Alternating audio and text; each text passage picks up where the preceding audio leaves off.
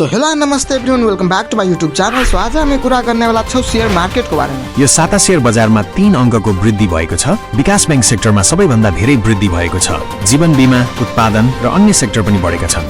Banking, finance, hydro power, micro finance, hotel र व्यापार समूह भने घटेका छन्। थाइल्याण्डमा हलपत्र परेका 20 जना नेपालीलाई उद्धार गरी स्वदेश फर्काइएको छ।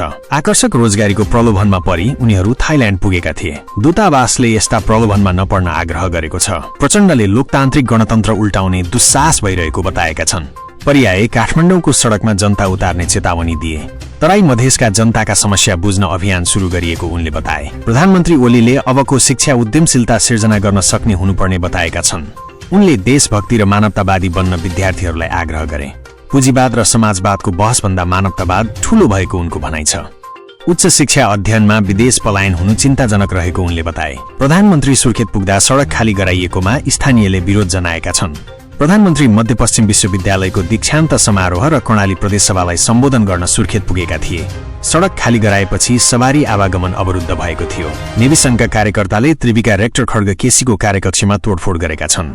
शुल्कको विषयमा विज्ञप्ति टाँसे पनि सुनवाई नभएको भन्दै उनीहरूले तोडफोड गरेका हुन्। अभिनेता अजय देवगनले एआई को मद्दतबाट कथा सिर्जना गर्ने प्रिज्मिक्स नामक कम्पनी खोलेका छन्। यो कम्पनीले एआई प्रविधि प्रयोग गरेर फिल्म, श्रृङ्खला, एनिमेसन, संगीत भिडियो, कर्पोरेट सामग्री र सामाजिक सञ्जाल अभियान सिर्जना गर्ने लक्ष्य राखेको छ। उदयपुरको गाईघाटमा गाडीको ठक्करबाट दिदीबहिनीको मृत्यु भएको छ।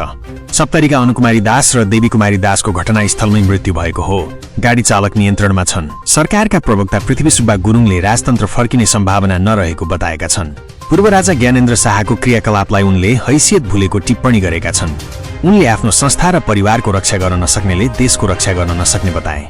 राजावादी मचिँदैमा राजा नफर्किने उनको भनाइ छ। पोखरा महानगरपालिकाले अनुमति नदिएको कोठी होमको भूमि पूजन रोक्न खोज्दा झडप भएको छ। मानव सेवा फाउन्डेसनले लेक साइडमा कोठी होम सञ्चालन गर्न खोजेको थियो।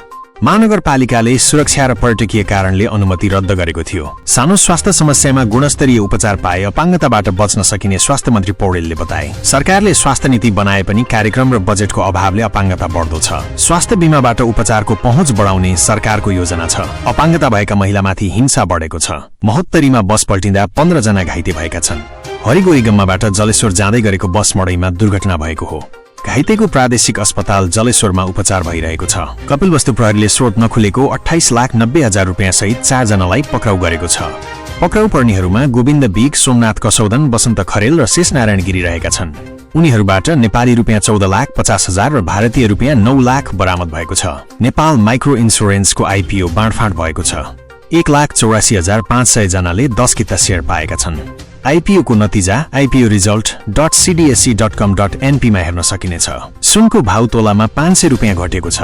शुक्रबार प्रति तोला 1,70,200 रुपियाँ कायम भएको छ।